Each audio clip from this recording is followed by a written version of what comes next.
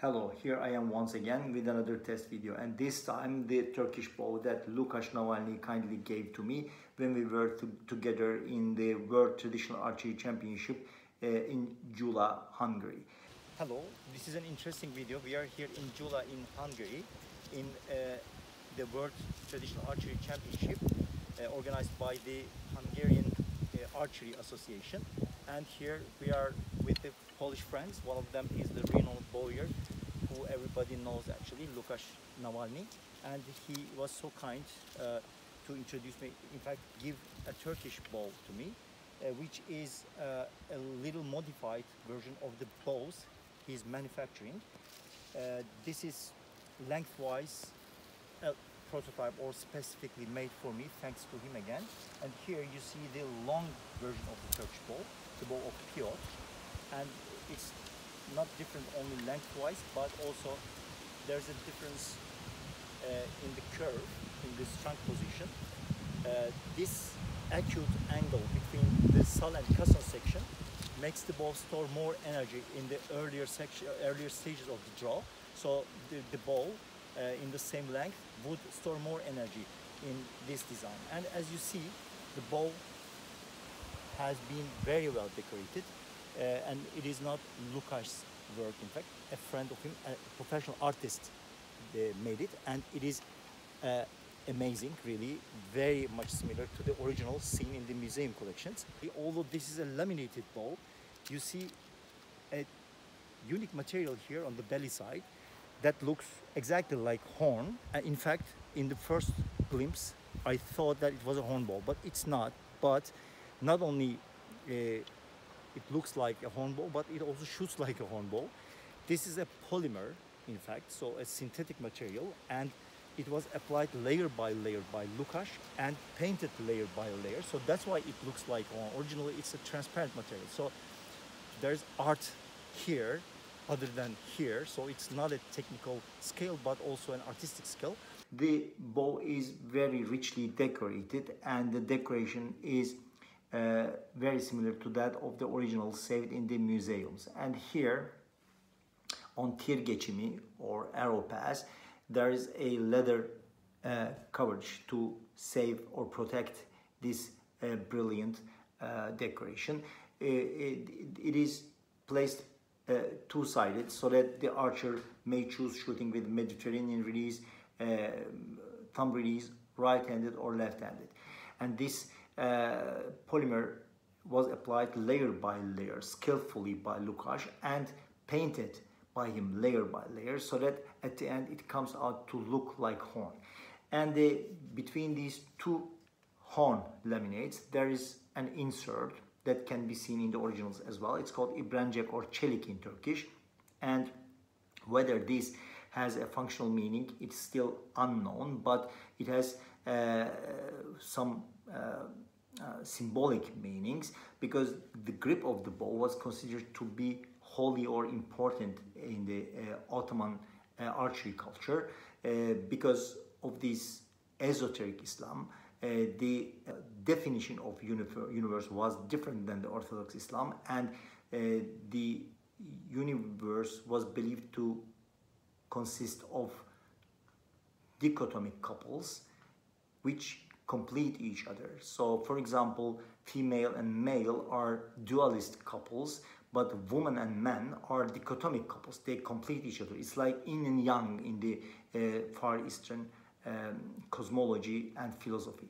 So, because of this, the upper limb of the bow is considered to be the sublime, good, holy, while the lower limb was considered to be the inferior and evil. So these two dichotomic couples unify on the grip. That's why grip was symbolically significant in the Ottoman archery culture. So this ibrencek makes the grip very realistic as well, as if you are holding a real horn bow in your hand, although it is a little bit too long for a composite bow, or for most of the composite bows, because the Crimean Tatar bows, for example, are known with their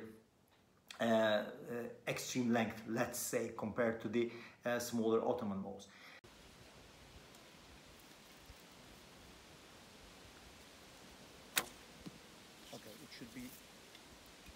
a little bit higher. Here about 12 GBP probably, so it's So the arrows are relatively really too heavier. a little too heavy.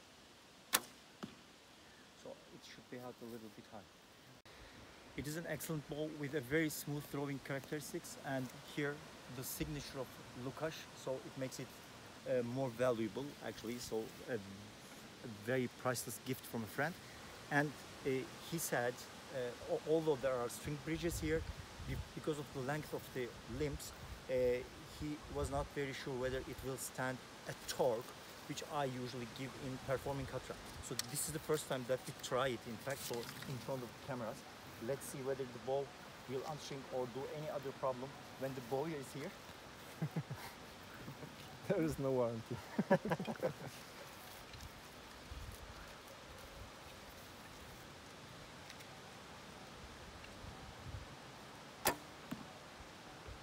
As you see, it shot excellent with a perfect flight and straight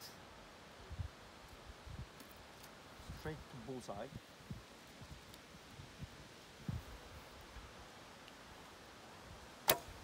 Okay, please do not stop the camera so that you can see the accuracy of the bow. It's the accuracy of the bow. Now see how it performs even without a knocking. Please come here.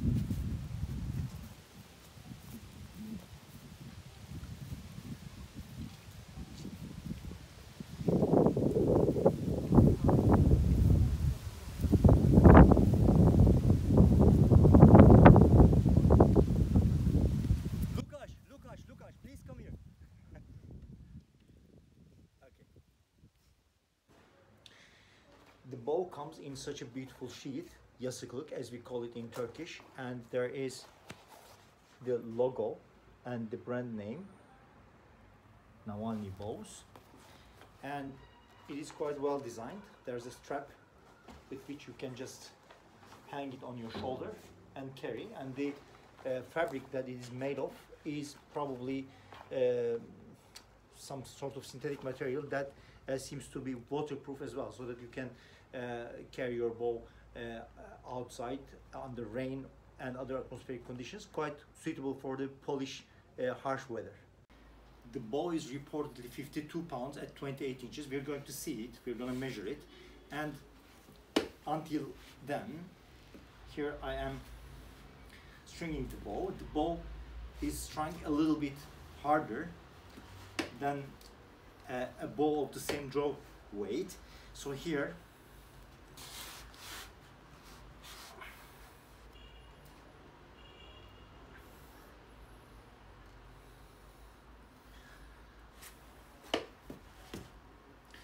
and you see there is a signature of Lukasz. We're measuring the brace height of the bow. It is 8.2 inches, which is 21 centimeters. So 21 centimeter of brace height is the brace height that we measure with the string that came out of the box. A few words about the brace height of the bow. The brace height of the bow seems to be a little bit longer than usual. Here I'm comparing that with two bows. One of them is a shorter Ottoman bow of Şimşek, which is quite short, much shorter, more than 1 inch shorter. But comparing with a bow of the same length or similar length, the Selçukyan bow of Selçuk, the brace height is still longer in Nawalny's bow. Of course, there are pros or advantages and disadvantages of having a higher brace height. It increases the stability of the bow and the accuracy as a result of this. But of course, a lower brace height increases the power stroke and makes the bow faster.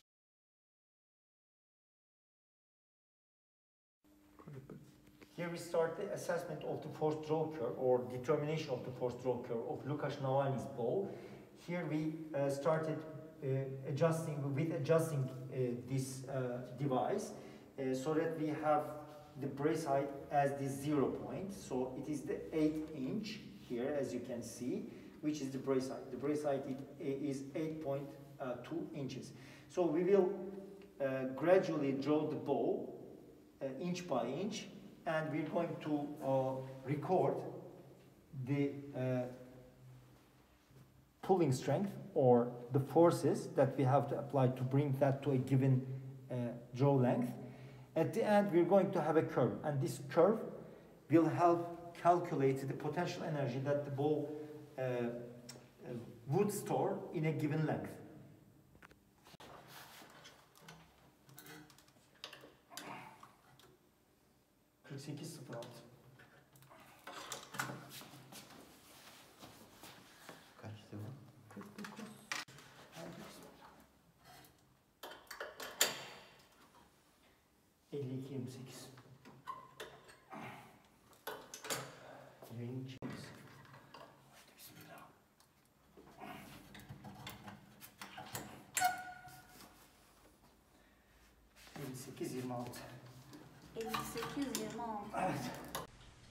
The draw weight of the bow at 28 inches of draw was determined as 54.8, so almost 55 pounds.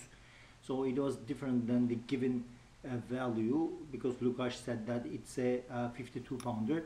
So of course it may depend on the references from which point to the other point the draw length, for example, is measured.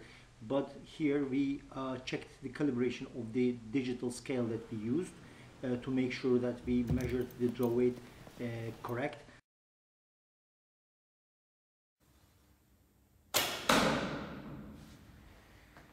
Lukasz Nawalny's Turkish bow, which is a prototype as for its length, because it is made of a length that is out of the production spectrum of Lukasz.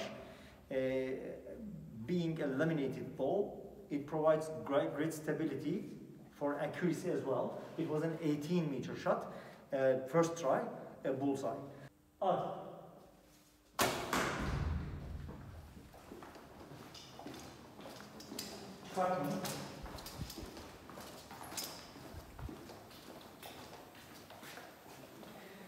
You see, this was an 18-meter shot at an aerial disc, and you see the penetration. The bow is really fast, so I'm very curious about the chronograph data, so what the velocities will be.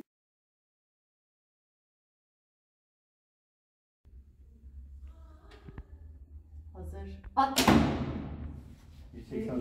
184 feet per second, so it is a very fast bow, as we somehow realized before starting the chronograph measurement. 10 GPP arrow and only from 28 inches of draw. I'm very curious how it will perform with a 30-inch draw. And of course, at 30 inches, the arrow weight will be increased proportionally according to the draw weight that the bow pulls at 38 inches, 30 inches. But as you see, it is over 180 from 28 inches of draw and 10 GPP arrow. So I'm also curious about the velocities of lighter arrows. I just finished my 10 shots with the 10 GPP arrow at 28 inches. There will be 2 other test shooters who are going to repeat that. I'm now starting with the 9 GPP arrow from 28 inches of draw. See again?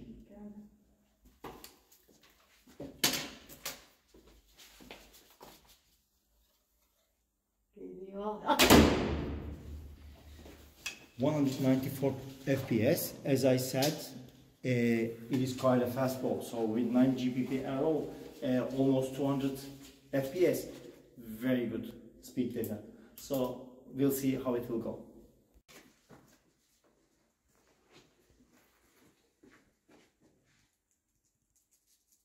At. Çok kırıldı.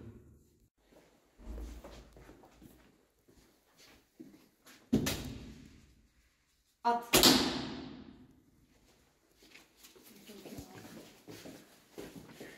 196. This is 28 inches of draw. Another test shooter, Abdulaziz, is engaged, and he shot the very first test arrow with 28 inches of draw through the chronograph, and the data is again very promising.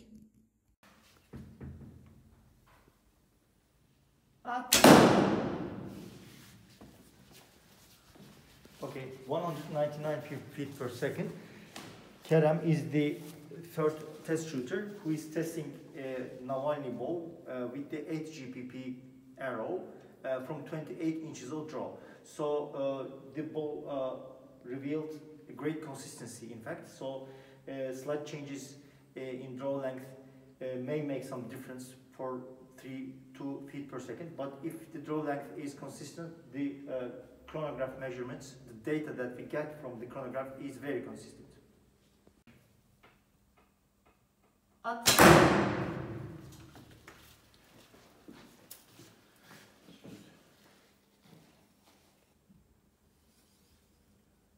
At.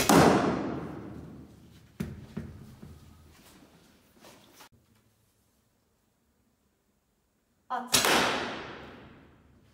202. Demin kaçtı? At. 202. Alır mı abi? Tamam. 8 GPP arrow will be shot from 28 inches of draw, and Sevgi again will check whether I reach the 28-inch mark so that we can have a consistent draw length every time. Here I go.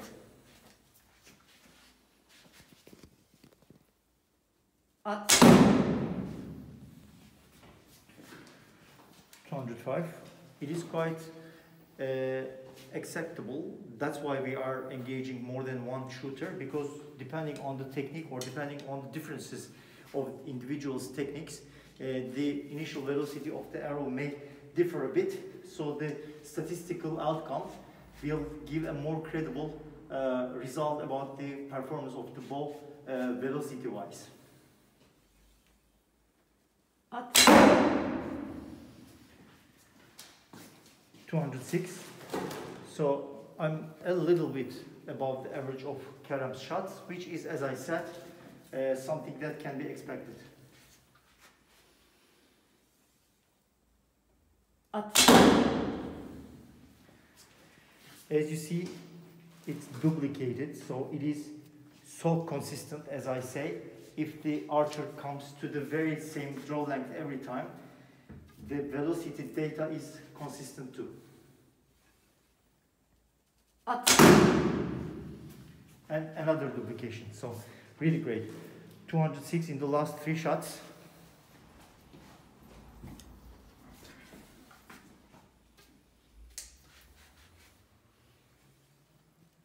At. 207.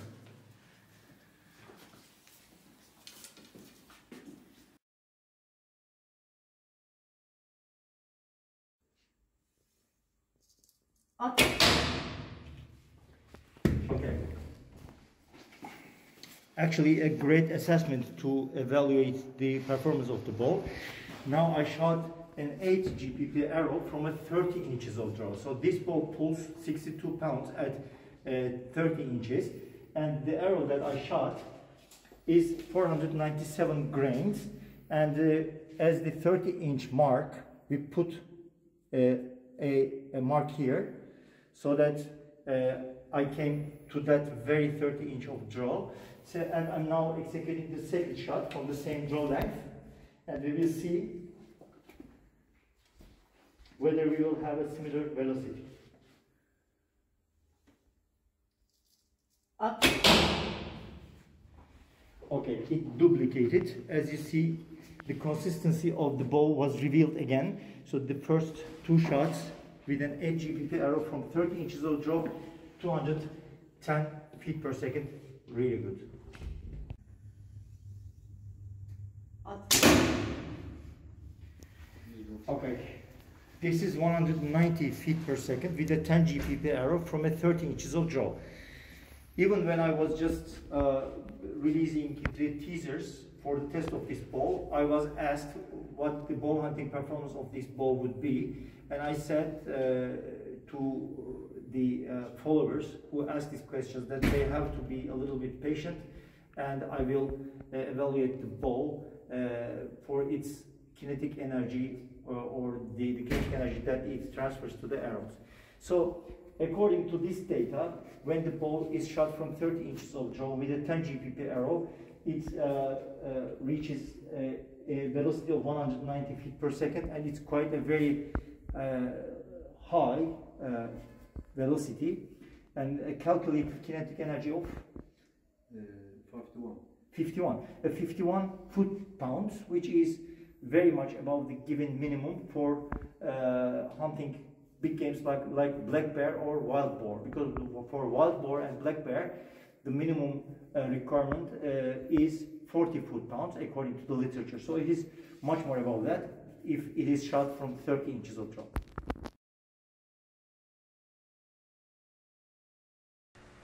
The force draw curve of Nawalny's bow is typical for a reflex recurved bow.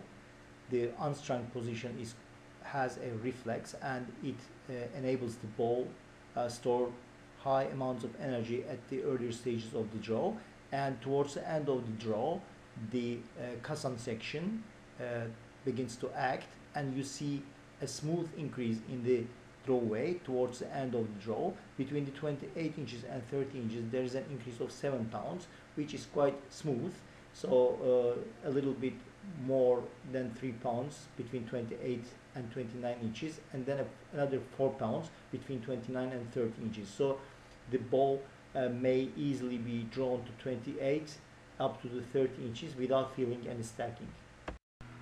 Dynamic efficiency refers to the percentage of energy that is transferred to the arrow, and the heavier the arrow is, the more energy is absorbed by it, and the higher is the dynamic efficiency.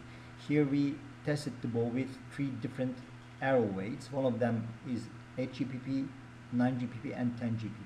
Let me shortly explain what this GPP stands for.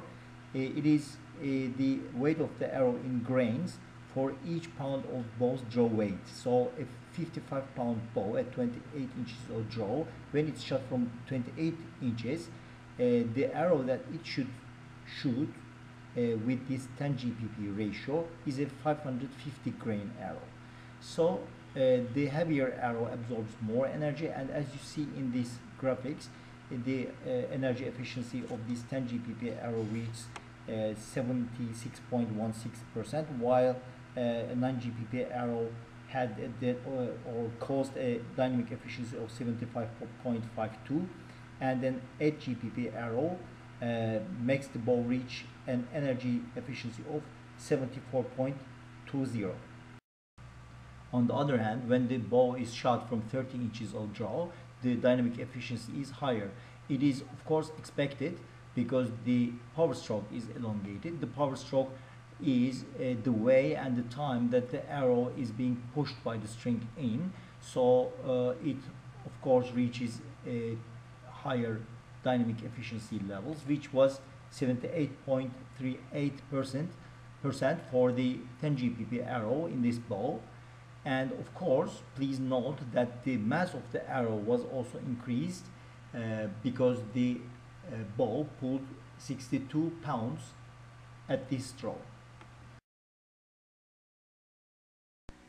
In our bow tests, we always evaluate the bows according to their qualitative features, the features that cannot be easily determined by numbers.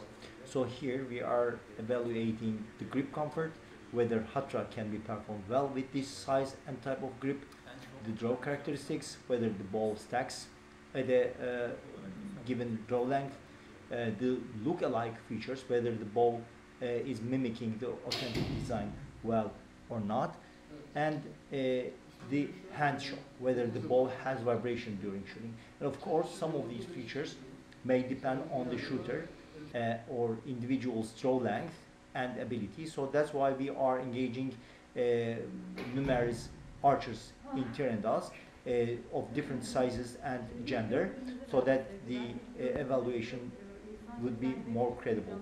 And all these features of the bow will be scored by these archers after they shot the bow, and they gave a score between 0 and 5 for all these features that we are evaluating the bow for. We are testing Lukasz Nawalny's Ottoman bow, and I would like to let you know about my opinion. The grip, it's quite a typical Ottoman grip, and The drawing characteristics, it's very smooth. For example, I have a draw length of almost 31 inches. And when I come to my full draw, I feel like if I draw more, it would allow me to do this. And in terms of hand shock, there's a very slight and very acceptable hand shock. And regarding the look, it shows almost all typical Ottoman bow features such as kasan and the grip, and also the look of a horn is just perfect. And I really love the decorations on the bow. The Nawalny bow feels very good in the hand despite the little bit hand shock, so I can say that for a laminated bow it's a little bit above the expected level. It depends on the arrow mass too, but we even shot the relatively heavier arrows and the hand shock is somehow detectable. Other than that, the bow is a very good look-alike. It has a wonderful kasan, although it is a little bit shorter than it should be regarding the length of the limb. And the grip is very well shaped. It's quite big enough for my hands, but it may be a little bit too big for smaller hands of a female archer or youngsters. Other than that, this horn substitute is great, so the look-alike would give the highest score from me easily. The draw characteristics is very good. My draw is 29 inches, and in 29 inches there is no stacking at all, so it is quite a comfortable bow to shoot with. Nawalny's Turkish bow got the highest scores in almost all the features that we evaluated qualitatively. Here the grip comfort, the draw characteristics and appearance got 5 of 5. Only in hand shock category it scores a 4, which is still very high because many or most of the archers didn't realize any noticeable hand shock.